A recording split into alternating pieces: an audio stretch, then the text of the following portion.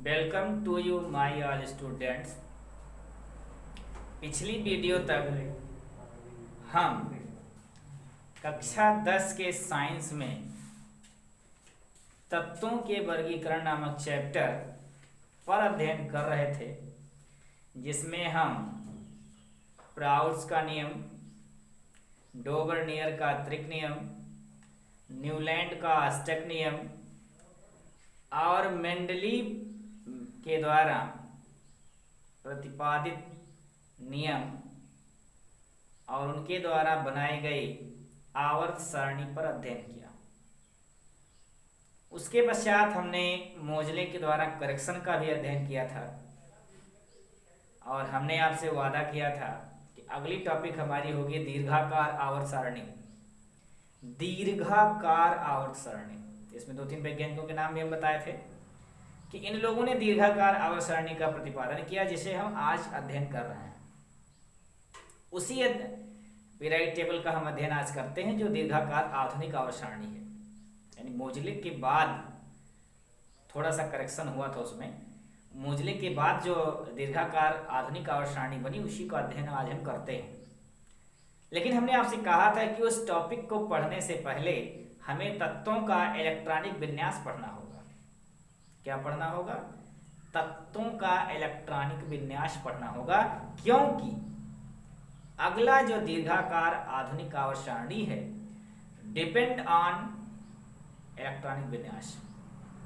मतलब वो जो परिवर्तन किया गया मोजले के बाद, यानी मोजले ने मेंडलीव द्वारा प्रतिपादित पीरियोडिक टेबल में करेक्शन किया, लेकिन जो मोजले ने परिवर्तन बनाया पीरियोडिक टेबल और आधुनिक नियम दिया, उस नियम पे भी थोड़ा सा परिवर्तन इलेक्ट्रॉनिक विन्यास के आधार पर किया गया। तो हमें उस टॉपिक को पढ़ने से पहले इलेक्ट्रॉनिक विन्यास जानना बहुत जरूरी होगा, और हमने आपसे वादा भी किया था कि उस टॉपिक को पढ़ने से पहले हम इलेक्ट्रॉनिक विन्यास पर चर्चा करेंगे। तो आइए हम इलेक्ट्रॉनिक विन्यास पर चर्चा करते हैं। इलेक्ट्रॉनिक विन्यास पढ़ने से पहले हम कुछ छोटे छोटे पॉइंट्स पर अध्ययन कर लेते हैं। इलेक्ट्रॉनिक विन्यास पढ़ने से पहले आपको सभी तत्वों के परमाणु क्रमांक, जिसे हम अंग्रेजी में कहते हैं एटॉमिक नंबर, ये मालूम होना चाहिए। क्या हमने कहा?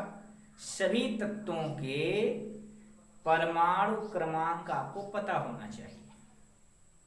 तत्व संकेत भी पता होना चाहिए, जिसके लिए आप ग्रुप पर या नेट पर या मार्केट से पीरियोडिक टेबल का एक चार्ट आप अपने नोट्स में बना लीजिए, जिससे आप बाजार से खरीद करके, नेट से डाउनलोड करके आप अपने कॉपी में बना लीजिए, जिससे आपको असुविधा नहीं होगी।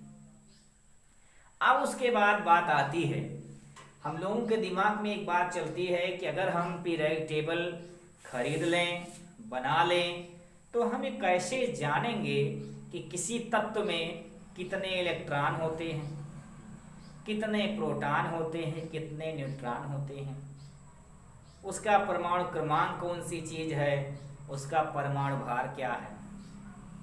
आइए हम इन सब पर अध्ययन कर लेते हैं। जैसे हमारे पीरियोडिक टेबल का पहला तत्व है, देखिए टॉपिक आपकी लिखी हुई है, लेकिन इस टॉपिक से पहले हम कुछ छोटी छोटी बात पे चर्चा कर रहे हैं। ऐसे हाइड्रोजन है, इसका परमाणु क्रमांक 1 और परमाणु भार भी 1 है।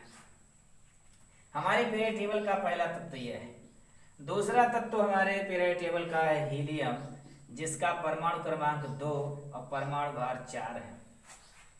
तीसरे तत्व की अगर हम बात करें तो लिथियम है, जिसका परमाणु क्रमांक 3 और परमाणु भार 7 लगभग है, 6.94, जिसको हम 7 मानते हैं।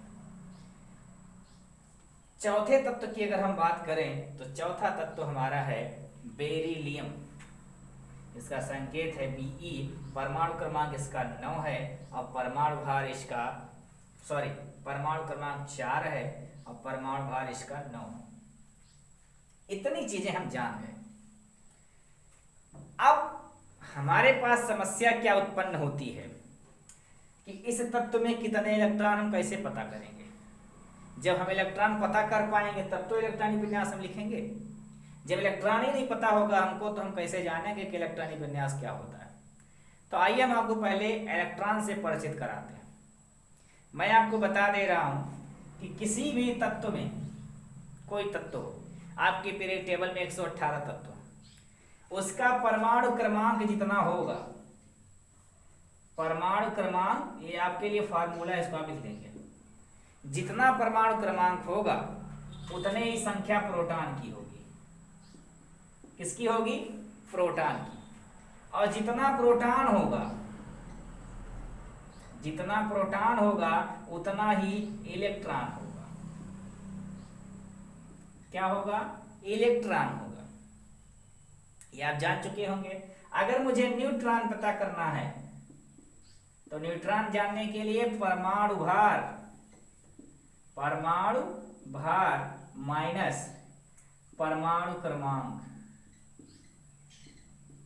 परमाणु क्रमांक। अब परमाणु क्रमांक के जगह पर आप प्रोटॉन की संख्या भी रख सकते हैं और इलेक्ट्रॉन की भी संख्या रख सकते हैं। ये आपके लिए एक फार्मूले का काम करेगा। इस फार्मूले के हिसाब से शायद आपको समझ में आ गया होगा कि किसी तत्व में हमें अगर इलेक्ट्रॉन पता करना है, प्रोटॉन पता करना है, न्यूट्रॉन पता करना है, तो हमें उसका स्पेशली रूप से सिंबल, एटॉमिक मास और एटॉमिक नंबर मालूम होना चाहिए। मतलब ये कि उस तत्व का संकेत पता हो, उसका परमाणु क्रमांक पता हो और परमाणु भार पता हो, तो इलेक्ट्रॉन, प्रोटॉन, न्यूट्रॉन खोजने में हमको कोई भी कठिनाई नहीं होगी। आइए हम एक एक तत्व से जानते हैं, आपको बताने की कोशिश करते हैं। जैसे ही हमारा हाइड्रोजन है, इसका परमाणु क्रमांक 1 है। क्या है? 1। तो इसमें एक आपको बताया कि जितना परमाणु क्रमांक होगा उतने प्रोटॉन की संख्या होगी, यानी इसमें प्रोटॉन कितने हुए? 1। क्यों? क्योंकि परमाणु क्रमांक 1 है। और जब प्रोटॉन 1 हुआ तो इलेक्ट्रॉन भी होगा 1। अब आसान भाषा में अगर आपको जानना है तो आप ऐसे जानेंगे, जितना परमाणु क्रमांक होगा उतने प्रोटॉन होगा और उतने इलेक्ट्रॉन होगा। यानी इसका परमाणु क्रमांक 1 है तो इसमें 1 प्रोटॉन और 1 इलेक्ट्रॉन है। और इसका परमाणु क्रमांक 2 है तो इसमें 2 इलेक्ट्रॉन और 2 प्रोटॉन है। इसका परमाणु क्रमांक 3 है तो इसमें 3 इलेक्ट्रॉन और 3 प्रोटॉन है। इसका 4 है तो इसमें 4 इलेक्ट्रॉन और 4 प्रोटॉन है। अब न्यूट्रॉन की अगर हम बात करें, किसकी बात करें? न्यूट्रॉन पर। न्यूट्रॉन अगर हमें मालूम करना है तो वेरी सिंपल काम, जो इसका परमाणु भार लिखा है इसी में से परमाणु क्रमांक को घटा दीजिए, जितना आएगा वही आपका न्यूट्रॉन होगा। जैसे इसका परमाणु भार 1 है और परमाणु क्रमांक 1 है, 1 में से 1 घटाएंगे 0 आएगा। इसका परमाणु भार 4 है, इसका परमाणु क्रमांक 2 है, परमाणु भार में से परमाणु क्रमांक घटाएंगे तो 4 में से 2 घटाने पे 2 आएगा, इसमें न्यूट्रॉनों की संख्या 2 है। इसमें परमाणु भार 7 है, परमाणु क्रमांक 3 है, तो 7 में से 3 घटाएंगे 4 आएगा, यानी न्यूट्रॉनों की संख्या इसमें 4 है। इसमें घटाएंगे तो न्यूट्रॉनों की संख्या 5 हो जाएगी। हम उम्मीद करते हैं आप इलेक्ट्रॉन, प्रोटॉन, न्यूट्रॉन समझ गए होंगे। इसी बीच हम इनके खोजकर्ताओं पे भी चर्चा कर लेते हैं और उसका एक जुगाड़ बता देते हैं। आपको लिखना होगा ईंट पर नाच। ई माने इलेक्ट्रॉन और टा माने जे टॉमसन, जे टॉमसन। पा माने प्रोटॉन, पा माने प्रोटॉन और रा माने रदरफोर्ड। लेकिन ध्यान दीजिएगा, यहाँ एक कंफ्यूजन होता है। रदरफोर्ड ने नाभिक की खोज की थी, प्रोटॉन की नहीं। प्रोटॉन का खोज करता है गोल्डस्टीन। कौन है? गोल्डस्टीन। इन्होंने नाभिक खोज की थी, लेकिन कई कई किताबों में कई कई मत है।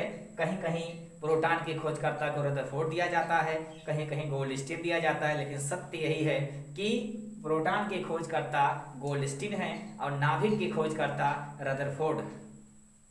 और नाभिक में प्रोटॉन ही होते हैं, इस नाते लोग प्रोटॉन के खोजकर्ता रदरफोर्ड को मान लेते हैं।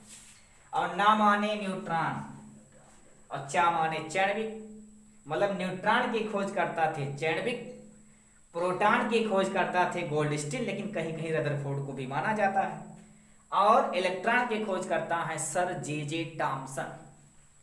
कैसे सुन लीजिए, इलेक्ट्रॉन के खोजकर्ता सर जे टॉमसन हैं, प्रोटॉन के खोजकर्ता गोल्डस्टीन या रदरफोर्ड को भी माना जाता है, और न्यूट्रॉन के खोजकर्ता हैं चैडविक। चलिए हम तीन लोगों के खोजकर्ताओं पे भी हमने चर्चा कर लिया। उम्मीद करते हैं ये आपको अच्छे से समझ में आ गया होगा। हमने सभी तत्वों के इलेक्ट्रॉन, प्रोटॉन, न्यूट्रॉनों की संख्या जान लिया। अब हम अपने मेन टॉपिक पे आते हैं। हमारी मेन टॉपिक क्या है? तत्वों का इलेक्ट्रॉनिक विन्यास। ये चीज आप नोट कर लीजिएगा क्योंकि तो इसकी अभी आवश्यकता पड़ेगी। नोट कर लिए होंगे, हम मिटा देते हैं। तत्वों का इलेक्ट्रॉनिक विन्यास का क्या मतलब है? क्या आवश्यकता पड़ी इसको ऐसा लिखने की? क्या आवश्यकता पड़ी हमको ये सब जानने की? आवश्यकता इस नाते पड़ी क्योंकि इन पर आवेश होते हैं। क्या होते हैं? आवेश, जिसे हम चार्ज कहते हैं। इनका कोश होता है, उपकोश होता है, कक्षक होता है। अब ये आप सोच चौंक रहे होंगे, कोश क्या है, उपकोश क्या है, कक्षक क्या है? ये तीन बातें हमने कहा। कोश के बाद उपकोश, फिर कक्षक। तीन बातें आई इसमें। अब तीनों बातें आप चौंक रहे होंगे कि कक्षा 10 में हम इतनी बड़ी बात कहां से, अभी तक तो कभी आया नहीं।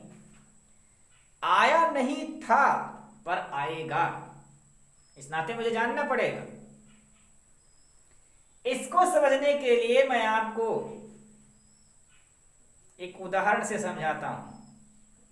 उदाहरण क्या होगा? एक बिल्डिंग का उदाहरण मैं ले लेता हूं। मान लिया एक मंजिल है, बहुत बड़ा मंजिल या इमारत है, कोई मंजिल ही मान लेते हैं या महल मान लेते हैं। चलिए महल हमने ले लिया। एक बहुत बड़े महाराजा का महल है। क्या है? महल है। इसमें 4 तल्ले। तल्ला का मतलब क्या होता है? First floor, second floor, third floor, fourth floor. समझ पा रहे होंगे आप? 4 जो फ्लोर है, जिसे हम तल्ला कह रहे हैं, उसी एक तल्ले को उपकोश कहते हैं। उसी तरीके से क्या कहते हैं? उपकोश कहते हैं। और हर तल्ले में 10, 20, 2-4 कमरे होंगे ना, तो कमरा आपका कक्षक हो गया। मतलब कक्ष कहते भी हैं उसको। रूम की हिंदी कक्ष होती है। यानी जो बहुत बड़ी बिल्डिंग खड़ी है, वो बिल्डिंग आपकी कोश है, मतलब एक बहुत बड़ा भाग है। और उस बिल्डिंग में जितने फ्लोर होंगे, मंजिल होगी, तल्ला जिसे बोलते हैं, वो आपके उपकोश हैं। और हर उपकोश में कई कक्षक होंगे। जैसे हमने कहा ना, एक बहुत बड़ी बिल्डिंग है, तो उस बिल्डिंग में कई तल्ले होंगे। और कई तल्ले में हर फ्लोर पर 10-5 कमरे होंगे। उसी तरीके से कोश का मतलब के यल यम यन। एक वैज्ञानिक थे बोरबरी, नील्स बोर। तो के एलिमेंट के अनुसार जो इलेक्ट्रॉनिक विन्यास लिखा जाता है, वो कोश को प्रदर्शित करता है। किसे प्रदर्शित करता है? कोश। और एक कोश में, पहले को छोड़कर, कोश के बाद उपकोश होता है SPDF, ये उपकोश है। और हर उपकोश में, जैसे इसमें एक कक्षक होता है, P में 3 होते हैं, D में 5 होते हैं और F में 7 होते हैं। 2 तरीके के इलेक्ट्रॉनिक विन्यास यहां से बंट जाते हैं। अगर हम कोश के आधार पर इलेक्ट्रॉनिक विन्यास को दिखाते हैं के एलिमेंट के अनुसार, तो हमें याद आता है बोरबरी का, नील्स बोर का। उन्होंने एक तरबूज मॉडल दिया था।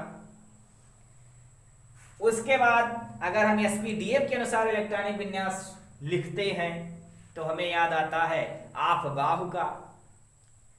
तो आपको एक बात और बता दें हम कि यस उपकोश में अधिकतम 2 इलेक्ट्रॉन रह सकते हैं, P में अधिकतम 6 रह सकते हैं, D में अधिकतम 10 रह सकते हैं और F में अधिकतम 14 इलेक्ट्रॉन रह सकते हैं। फिलहाल हमें अभी इस टॉपिक पर चर्चा नहीं करनी है। इस टॉपिक पर हम चर्चा अगली वीडियो में करेंगे। आज की इस वीडियो में हम चर्चा कर लेते हैं के एलिमेंट के अनुसार इलेक्ट्रॉनिक विन्यास लिखना। चलिए, कुछ वैज्ञानिक थे, हमने अभी नाम लिया, बोर हैं, बरी हैं, नील्स बोर उनका पूरा नाम है बोर का। ये लोग तरबूज देखे थे। क्या देखा था? तरबूज। तरबूज और खरबूज दो होता है। तरबूज आपको जो बड़ा वाला होता है, जिसको हम काटते हैं तो अंदर लाल भाग निकलता है। तो मान लीजिए हम एक कटा तरबूज बना ही लेते हैं। कटा तरबूज कुछ इसी तरीके से होगा। ये बहुत बड़ा था, इसे आधा हमने काट दिया। जब भी आप काटे होंगे तो इसमें काले काले बीज मिलते हैं, ऐसे ऐसे। लेकिन ध्यान रहे कि राउंड में होते हैं, मतलब गोल गोल में। फर्स्ट राउंड में कम बिया, उसके बाद और बीज, उसके बाद और, मतलब जैसे जैसे हमारी परिध बढ़ती जाती है वैसे वैसे इसमें बीजों की संख्या ज्यादा होती है और बीज उसके काले काले होते हैं। प्रैक्टिकली आप देख लीजिएगा, कभी जब सीजन आएगा तो काट कर देख सकते हैं उसको। उसमें जो बीज होंगे वैसे गोलाई में होते हैं, इसमें गोलाई में होते हैं। पहले राउंड में कम बिया होगा, अगले वाले में और बीज होंगे, अगले वाले राउंड में और बीज होगा, मतलब हर राउंड में बीजों की संख्या ज्यादा हो जाती है पहले राउंड की अपेक्षा। इससे हमें कोई लेन देन नहीं। ये तो उनके, आपको पता होना चाहिए कि हर वैज्ञानिक किसी वस्तु को देखता है, उसके मन में एक जिज्ञासा उत्पन्न होती है, फिर उस पर वो रिसर्च करता है और रिसर्च करने के बाद एक निष्कर्ष पे पहुंच जाता है और निष्कर्ष पे पहुंचने के बाद हमें एक नियम दे देता है और उसी का हम अध्ययन करते हैं। तो इनके भी दिमाग में तरबूज मॉडल आया और तरबूज मॉडल के बाद इलेक्ट्रॉनिक विन्यास पे बातें पहुंच चुकी। इसके पहले रदरफोर्ड ने नाभिक का खोज किया, बहुत सी चीज़ें की खोज हुई, लेकिन हमें बहुत ज़्यादा डीपली ना जा करके हमें इलेक्ट्रॉनिक विन्यास जानना है। तो आइए हम जान लेते हैं। इस इलेक्ट्रॉनिक विन्यास में सबसे पहली बात कही गई कि हर तत्व में एक नाभिक होता है। क्या होता है? नाभिक। नाभिक में सिर्फ दो लोग रह सकते हैं। कौन कौन? प्रोटॉन और न्यूट्रॉन। जब नाभिक की खोज हुई थी रदरफोर्ड के द्वारा, तो उसमें अल्फा बीटा गामा किरणों की बमबारी करके ये पता लगाया गया था कि नाभिक के अंदर केवल पॉजिटिव चार्ज ही रखने वाले। आपको हमने बताया था, अभी भी फिर से बता दे रहे कि प्रोटॉन के पास हमेशा प्लस चार्ज होता है और इलेक्ट्रॉन के पास माइनस चार्ज होता है और न्यूट्रॉन के पास कोई चार्ज नहीं होता, उदासीन होता है। और उदासीन में ये बहुत बड़ी खूबी होती है कि वो माइनस वाले के भी साथ रह सकता है और प्लस वाले के साथ भी रह सकता है, लेकिन अक्सर ये प्लस वाले के साथ ही नजर आते हैं। इसका एक उदाहरण अभी हम देंगे, आपके अच्छे समझ में आ जाएगा।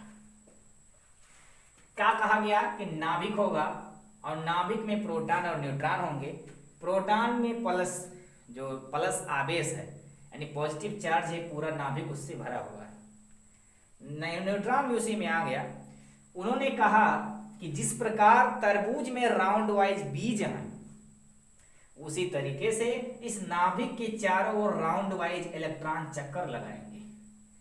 पहला राउंड, दूसरा राउंड, तीसरा राउंड, चौथा राउंड।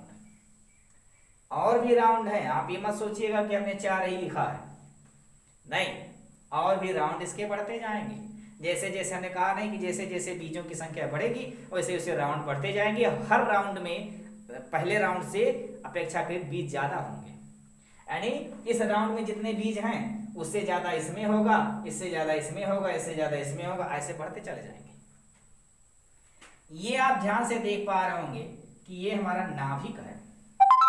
क्या है? नाभिक है। पहला राउंड जो मुझे मिला, इस पहले राउंड को उन्होंने नाम दिया के। क्या दिया? के। दूसरे राउंड को नाम दे दिया यल, तीसरे को यम और चौथे को एम। और ये क्या है? उपकोष नहीं है, ये कोष। क्या है? कोष है। फिर से सुनिएगा, ये उपकोष नहीं, ये कोष है।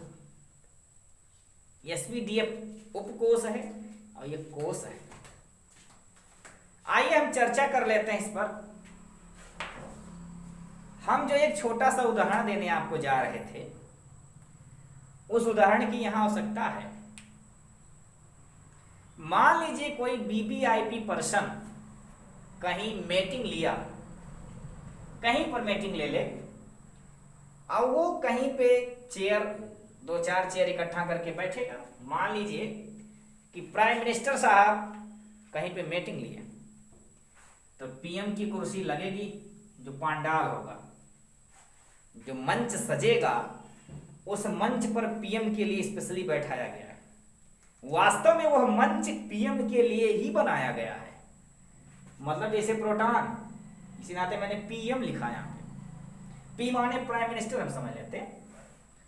क्यों? क्योंकि उसके पास पावर है, उसके हाथ में सत्ता है। इस नाते उसके लिए वीआईपी एक पंडाल बनाया गया, एक मंच बनाया गया। ये मंच पूरा किसका है? पीएम का है। क्यों? क्योंकि ये जो मंच बनाया गया है वो स्पेशली पीएम के लिए बनाया गया है और किसी के लिए नहीं। समझ चुके होंगे आप बात। उसी तरीके से ये जो हमारा नाभिक है, ये नाभिक है, यहां लिखिएगा, नाभिक को न्यूक्लियस कहते हैं। ये पूरा नाभिक जो है प्रोटॉन का ही है। इसमें पूरे में प्लस प्लस भरे हुए हैं, आवेश इस पे प्लस चार्ज है, इस पे भी प्लस चार्ज है। अब इस प्लस वाले में, जैसे हमने कहा नहीं कि पूरा मंच प्राइम मिनिस्टर के लिए बनाया गया, लेकिन कुछ चमचे होते। चमचे क्या मतलब होता? चमचे का मतलब यह हुआ कि वो किसी के हितैषी नहीं है। जिसकी सत्ता उसी की हितैषी, उसी की चापलूसी करेंगे। आज मेरी सरकार है तो मेरे साथ चापलूसी करेंगे, अगर दूसरा कोई प्राइम मिनिस्टर बन गया तो उसके साथ चापलूसी करेंगे, फिर तीसरा कोई बन जाएगा उसके साथ चापलूसी करने लगते हैं लोग। इन चापलूसी करने वालों का कोई चार्ज नहीं होता, मतलब उनके लिए कोई पार्टी नहीं मायने रखती। बस जिसकी चापलूसी कर ले जाएं उसी के पीछे पीछे घूमते रहेंगे, यानी उगते हुए सूरज को नमस्कार वो करेंगे। मतलब जो चमचे होंगे, मतलब न्यूट्रॉन, ये किसके साथ घूमेंगे? जिसकी सरकार होगी। तो कुछ चमचे भी क्या मंच पे चढ़ जाते हैं, क्योंकि चमचों को पीएम साहब की चापलूसी करनी है, तो ये उसी मंच पे चढ़ जाएंगे। और जो जनता है, जनता मतलब गरीब है,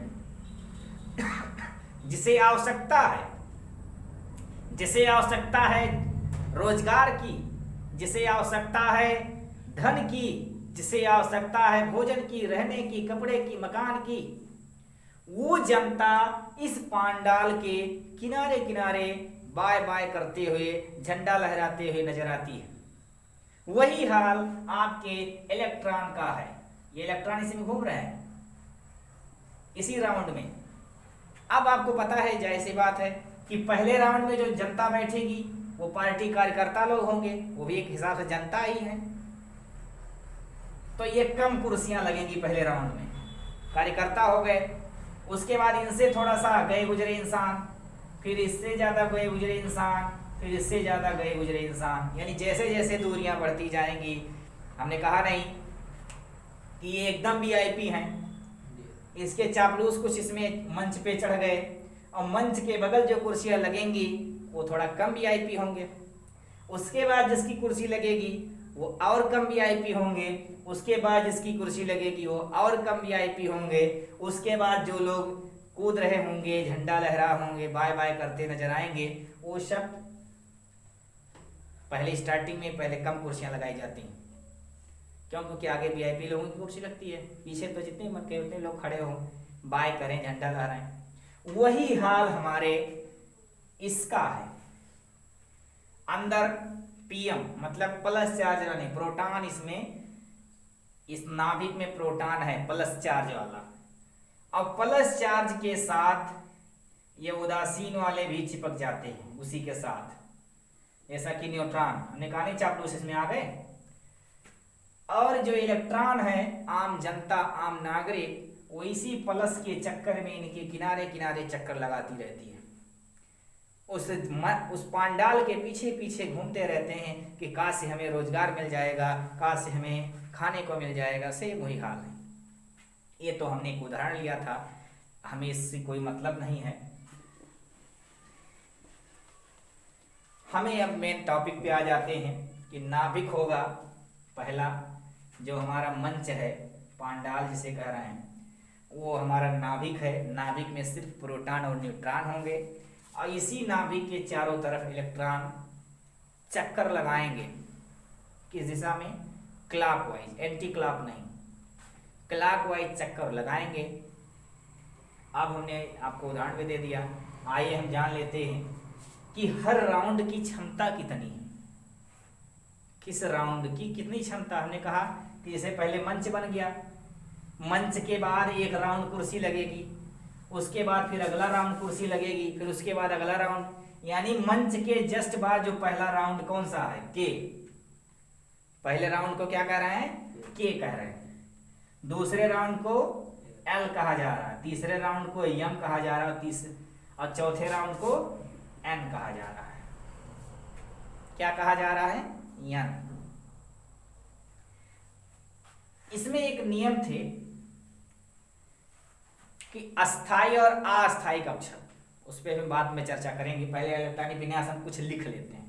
यानी के की हैसियत इन्होंने बताई कि जो पहले राउंड में कुर्सियां लगनी, उसमें सिर्फ 2 कुर्सी लग सकती है। कितनी कुर्सी? सिर्फ 2। दूसरे राउंड में 8, तीसरे में 18 और चौथे में 32। यानी जो पहला राउंड है इसमें केवल 2 इलेक्ट्रॉन रह सकते हैं, दूसरा राउंड जो है उसमें 8 इलेक्ट्रॉन रह सकते हैं, और तीसरे राउंड में 18 इलेक्ट्रॉन रह सकते हैं, और चौथे राउंड में है 32 इलेक्ट्रॉन रह सकते हैं। आइए हम सबका इलेक्ट्रॉनिक विन्यास लिखने की कोशिश करते हैं। ये चीज आप बना लीजिए, ये बना लिए होंगे हम उम्मीद करते हैं। चलिए हम हाइड्रोजन की चर्चा करते हैं। पहला तत्व हमारा इधर बना लेते हैं। पहला तत्व है हाइड्रोजन, इसका परमाणु क्रमांक है, परमाणु भार भी 1 है। चलिए हम इसके इलेक्ट्रॉनिक विन्यास को इस तरीके से बनाकर समझते हैं। आपको पता है कि सबसे पहले पांडाल होगा, मतलब नाभिक होगा। नाभिक में क्या होगा? प्रोटॉन। इसमें प्रोटॉन की संख्या कितनी है?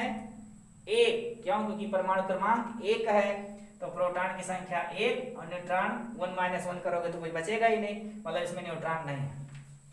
पहले राउंड की कुर्सी लगी, और कितने इलेक्ट्रॉन आपके पास हैं? आपके पास 1 इलेक्ट्रॉन है, तो पहले राउंड में 1 आदमी बैठ गया, तो इसका इलेक्ट्रॉनिक विन्यास भी हो गया 1। समझ पा रहे हैं? यानी पहले राउंड में कितने लोग बैठे? 1, और यक्के इलेक्ट्रॉन था, तो और आगे तो भरा नहीं जाएगा। यहीं पे हमें तसल्ली मिल गई। दूसरा उदाहरण ले लेते हैं। दूसरा है हीलियम। हीलियम का परमाणु क्रमांक 2, परमाणु भार 4 है। अब इसमें भी नाभिक होगा। नाभिक में प्रोटॉन, प्रोटॉन की संख्या यहाँ पे 2 है। न्यूट्रॉन, मतलब 4 में से 2 घटाएंगे, प्रोटॉन इसमें 2 है, और न्यूट्रॉन भी 2 आएगा, क्योंकि 4 में से 2 जाएगा, 2 बचेगा। पहले राउंड की कुर्सी लगी। अब इस पहले राउंड में 2 लोग बैठ सकते हैं ना, और हमारे पास 2 है भी, तो चलिए इसी पहले ही राउंड में 2 लोग बैठा देते हैं। ये जो गोला दिखा रहे हैं, इलेक्ट्रॉन दिखा रहे हैं, तो चलिए यहाँ भी 1 लोग बैठ गए, 1 लोग यहाँ बैठ गए, यानी कुल कितने लोग बैठे हैं? 2 लोग। और एक ही राउंड में बैठे हैं। अगर एक के राउंड में ना होते तो हम कामा लगा के हल्के लिखते। ये दूसरा हो गया। तीसरा एग्जाम्पल हम ले लेते हैं इधर इस साइड में। तीसरा एग्जाम्पल हमारा है लिथियम। लिथियम का परमाणु क्रमांक 3, परमाणु भार 7 है। चलिए इसमें भी नाभिक होगा, और नाभिक में प्रोटॉन की संख्या यहाँ पे 3 है। चलिए इसको थोड़ा बड़ा बना देते हैं, आपको दिखाई नहीं दे रहा होगा। प्रोटॉन की संख्या इसमें 3 है, और न्यूट्रॉन अगर 7 में से 3 घटाएंगे तो 4 आ जाएगा। अब पहले राउंड की कुर्सी मतलब पहला राउंड लगा, और पहले राउंड में देखिए कितने लोग बैठ सकते हैं? सिर्फ 2 लोग। तो यहाँ हमारे पास 3 लोग हैं, मतलब 3 इलेक्ट्रॉन है। अब 3 इलेक्ट्रॉन है, तो पहले राउंड में 2 इलेक्ट्रॉन हम भर दिए। अब 1 बच गया। इनको पहले राउंड में सीट नहीं मिली, तो ये किस राउंड में जाएंगे? जब पहले राउंड में नहीं बैठ पाए, तब ये अगले राउंड में जाएंगे।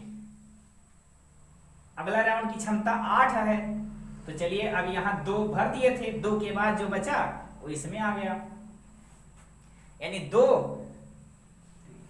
और 1 3। अब देखिए पहले राउंड में कितने लोग बैठे हैं, 2 लोग बैठे हैं, यानी 2 हो गया। अब इस राउंड के बाद भी एक राउंड है, इन लोगों में नहीं था, देखिए इन लोगों के बाद और राउंड नहीं था, इसमें 2 के बाद अगले राउंड में कई लोग बैठे हैं, 1, यानी पहले राउंड में 2 इलेक्ट्रॉन भरा गया है, देखिए 2 इलेक्ट्रॉन दिखा रहे हैं हम। और अगले राउंड में कौन कई इलेक्ट्रॉन भरा गया, सिर्फ 1, यानी 2 का 1 इसका इलेक्ट्रॉन विन्यास हो गया। अगर हम 4 वाले की बात करते हैं, बेरिलियम की, बेरिलियम का परमाणु क्रमांक 4 और इसका परमाणु भार होगा 9 होगा। चलिए नाभिक होगा, नाभिक में प्रोटॉनों की संख्या 4 और न्यूट्रॉन की संख्या 5। पहले राउंड में 2 लोग, अब 2 के बाद 2 और बच गया, ये अगले राउंड में चले जाएंगे, तो 2, देखिए पहले राउंड में 2 है, अब भी दूसरे वाले में भी 2 है, अब दूसरे वाले की क्षमता भी 8 है, तो इसमें अब तब तक भरते रहेंगे आप जब तक कि 8 ना पूरा हो जाए।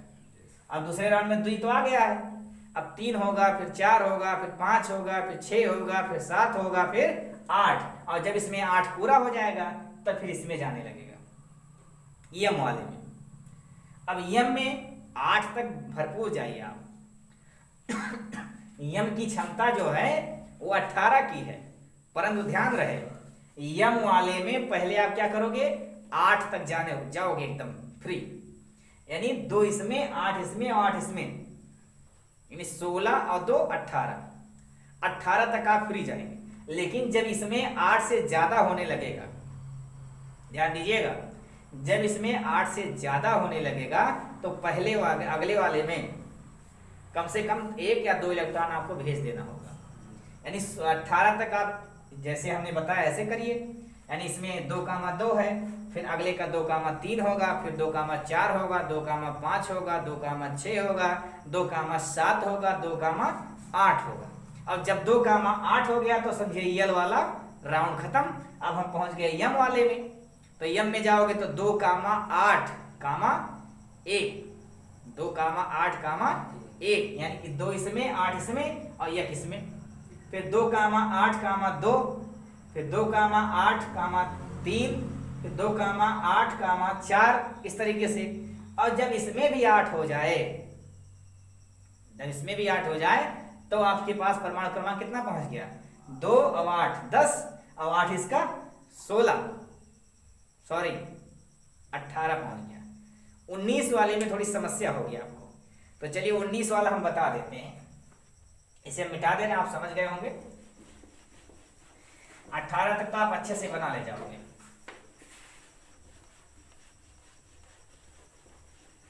चलिए 19 परमाणु क्रमांक की अगर हम बात करते हैं तो पोटेशियम, क्या है, पोटेशियम, इसका परमाणु क्रमांक 19 और परमाणु भार आपका है 39।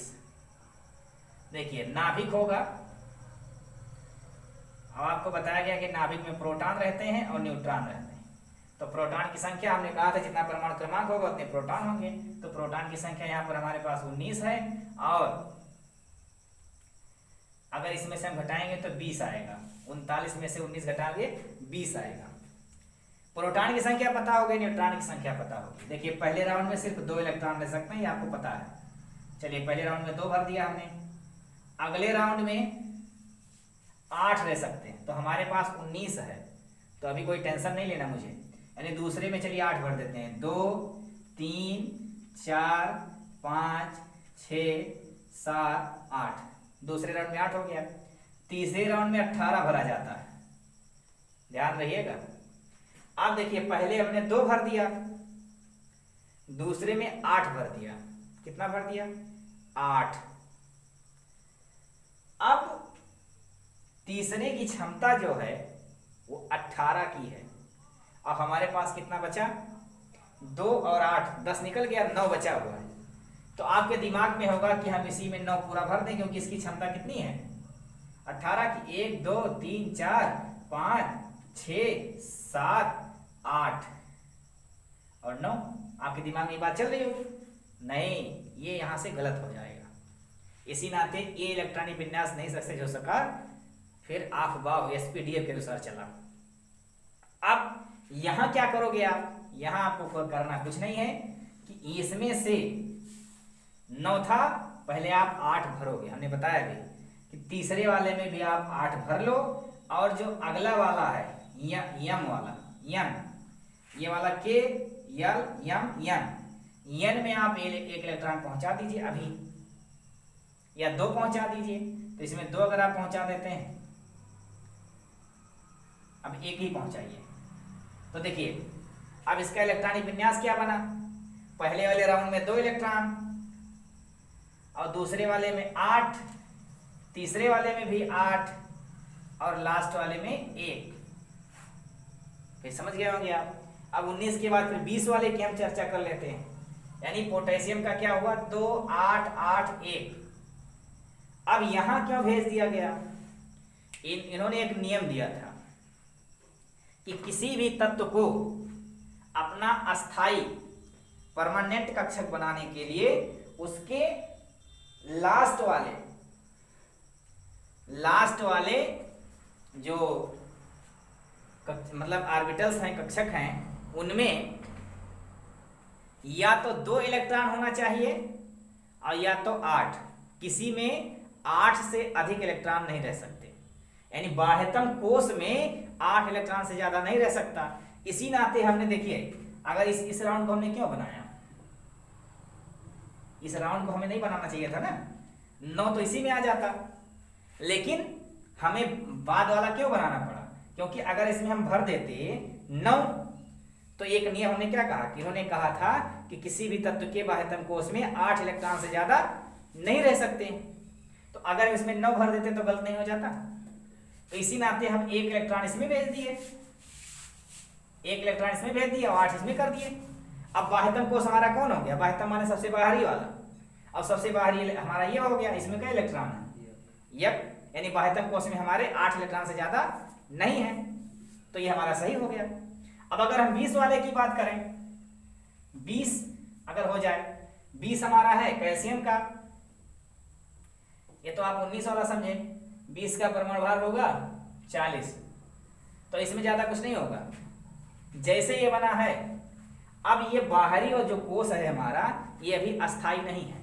क्यों नहीं है, अस्थाई तब होगा कि जब इसमें या तो 2 इलेक्ट्रॉन हो जाए, या तो 2 हो जाए और या तो 8 हो जाए। तो अगर हम इसमें 8 पूरा करने के चक्कर में लगेंगे तो ये हमारा 18 पूरा ही नहीं होगा। तो हम क्या करते हैं कि पहले इसमें 2 कर लेते हैं और ये अस्थाई हो जाएगा, और जब ये अस्थाई हो जाएगा तो इसमें हम 18 भरपूर एकदम भर लेंगे। जैसे आइए देखते हैं 20 वाले में क्या हुआ। अब 1 गया था, पहले हमने 2 भर दिया, फिर 8, यानी 2 और 8 10 और 8 18 और 1 19, इसी में 1 और भर देते हैं। अब बाह्यतम कोश में हमारे कितने इलेक्ट्रॉन हो गए, तो हो गया पहले राउंड में हमने 2 भरा था, अगले में 8, फिर अगले में भी 8 और लास्ट वाले में 2। अब देखिए ध्यान से, बाह्यतम कोश में 2 इलेक्ट्रॉन हो गए तो बाह्यतम कोश हमारा स्थिर हो गया, अस्थाई हो गया। अब जब ये अस्थाई हो गया तब हम इसमें 18 बड़े आराम से भर सकते हैं। अब ऐसे हम भर के दिखा भी देते हैं आपको। अगर हम 21 वाले की बात करें, ये तो 20 वाला था, अगर 21 वाले की हम बात करेंगे, 21 हमारा है स्कैंडियम, 21 वाले का परमाणु भार है 45। तो अब देखिए पहले में 2 भरा गया है, अगले में 8 10 हो गया, फिर इसमें 8 कितना हो गया 18, और लास्ट वाले में 2 कितना हुआ 20।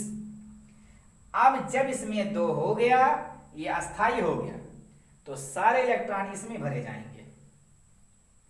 अब इसमें तब तक भरा जाएगा जब तक ये 18 ना हो जाए। तो 21 वाले में इसमें क्या हो गया 9। अब देखिए जो नियम है कि बाह्यतम कोश में 8 इलेक्ट्रॉन से ज्यादा नहीं होना चाहिए, तो हमारे बाह्यतम कोश में 8 इलेक्ट्रॉन भी नहीं है। ये भी नियम है कि अस्थाई कक्षक बनाने के लिए बाह्यतम कोश में 2 या 8 इलेक्ट्रॉन होना चाहिए। तो 2 इलेक्ट्रॉन हो गया, इसके मतलब ये हमारा बाह्यतम कक्षक जो है या बाह्यतम कोश जो है ये क्या हो गया, कक्षक नहीं कोश है ये। बाह्यतम कोश हमारे 2 इलेक्ट्रॉन में है, तो 2 इलेक्ट्रॉन मतलब आयतन कोष हमारा अस्थाई हो गया। अब जो अस्थाई मतलब फिक्स हो गया, तो ये फिक्स हो गया। अब इसमें 18 की क्षमता है कि, तो इसमें हम 18 भरते रहेंगे, यानी 21 वाले का क्या लिखेंगे, पहले में 2, इसमें 8 और इसमें भी 8 था और इसमें 2 है। अब पूरा नहीं हो, 2 8 10 8 18 और 2 20, हमारे पास 21। तो यही तीसरके वाले में 18 की क्षमता है, तो इसमें अब क्या हो जाएगा, 8 के बजाय 9 हो जाएगा। अगर 22 वाले लिखेंगे तो 2 8 10 2, यानी अब इसमें तब तक भरते रहेंगे जब तक 18 ना पूरा हो जाए, क्योंकि तीसरे वाले की क्षमता क्या है। फिर अगले अगर हम 23 वाला लिखेंगे तो 2 8 10 11 2, फिर 2 8 12 2, फिर 2 8 13 2, इस तरीके से। अब जब इसमें 18 हो जाएगा तब फिर इसमें भरना शुरू कर देंगे, और इसमें भी जब 8 हो जाएगा तो अगले में 2 करके इसमें 32 पूरा कर लेंगे, अगले में 2 करके या 1 करके इसमें 32 कर लेंगे। इसी तरीके से हमारा इलेक्ट्रॉनिक विन्यास चलता रहता है। अब मैं आपको ये होमवर्क भी दे रहा हूं कि आप पीरियड टेबल में जितने भी एलिमेंट्स हैं सबका इलेक्ट्रॉनिक विन्यास इस तरीके से लिखने की कोशिश करेंगे, और जहां भी आपको कंफ्यूजन उत्पन्न होगा आप कमेंट बॉक्स में हमसे जरूर पूछिए। अगली वीडियो में ये हमने के एलिमेंट के अनुसार इलेक्ट्रॉनिक विन्यास बताया आपको। अब अगली वीडियो में हम आप बाहु के SPDF के अनुसार इलेक्ट्रॉनिक विन्यास पर चर्चा करेंगे। तब तक आप इस होमवर्क को करते रहिए, इसका अध्ययन करते रहिए, अगले वीडियो का इंतजार करिए। तब तक के लिए धन्यवाद।